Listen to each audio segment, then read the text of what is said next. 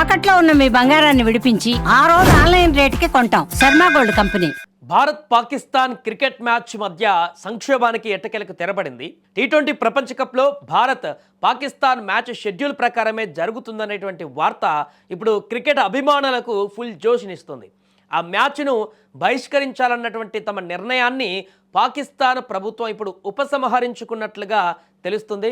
చర్చల ద్వారా వచ్చినటువంటి ఫలితంతో సంతృప్తి చెందడంతో పాటు మిత్ర దేశాలు విజ్ఞప్తి చేయడంతో భారత్తో మ్యాచ్ ఆడేందుకు తమ జట్టుకు అనుమతి ఇస్తున్నట్లుగా పేర్కొంది.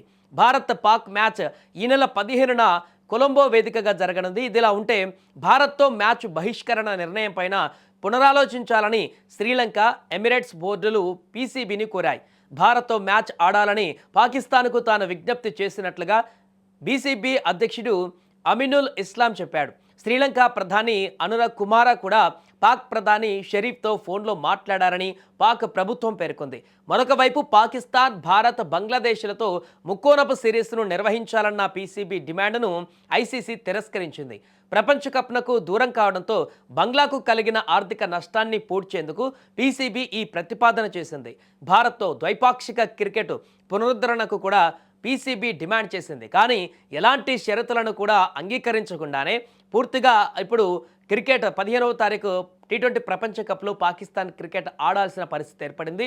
ఐసీసీ ఏమాత్రం కూడా పాకిస్తాన్ పెట్టినటువంటి ఈ చిన్న చిన్న పిల్లిమొగ్గ డిమాండ్లను మాత్రం పూర్తిగా తిరస్కరించింది. బీసీసీఐ కూడా దాన్ని ఏమాత్రం కూడా లెక్క చేయలేదు.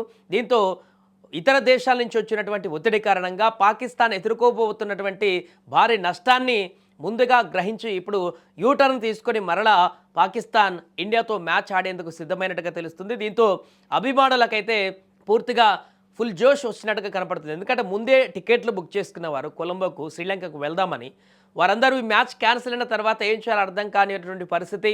ఆ టికెట్ డబ్బులు, అదేవిధంగా ఫ్లైట్ టికెట్లు, మ్యాచ్ టికెట్లు, వీటన్నిటికీ పెట్టినటువంటి డబ్బులు ఏమైపోతాయనేటువంటి ఆందోళన నెలకొంది. ఇలాంటి సందర్భంలో తాజాగా మ్యాచ్ నిర్వహణ జరుగుతుందనేటువంటి ఒక శుభవార్తతోటి వారందరూ కూడా మరలా తమ ప్రయాణాన్ని కొనసాగించనున్నారు. కొలంబోలో ముఖ్యంగా పూర్తిగా పర్యాటకం అనేది ఒక్కసారిగా మరలా పుంజుకునేటువంటి అవకాశం ఉంది. ఎందుకంటే ఈ మ్యాచ్ కేవలం ఇది ఒక్క మ్యాచ్ మీదనే దగ్గర 4,000 కోట్ల వరకు బిజినెస్ జరిగేటువంటి అవకాశం ఉంటుంది. కాబట్టి దీనివల్ల అక్కడ శ్రీలంక ప్రభుత్వానికి కూడా పర్యాటక అభివృద్ధి జరిగేటువంటి, అంటే పర్యాటకంగా వచ్చేటువంటి లబ్ధి అధికంగా ఉంటుంది. కాబట్టి ఇప్పుడు మరలా ఈ యొక్క నిర్ణయంతో శ్రీలంక ప్రభుత్వానికి కూడా మేలు జరగబోతుంది. శ్రీలంక క్రికెట్ బోర్డు కూడా ఆర్థికంగా వెన్నుదన్నుగా నిలవబోతుంది మ్యాచ్.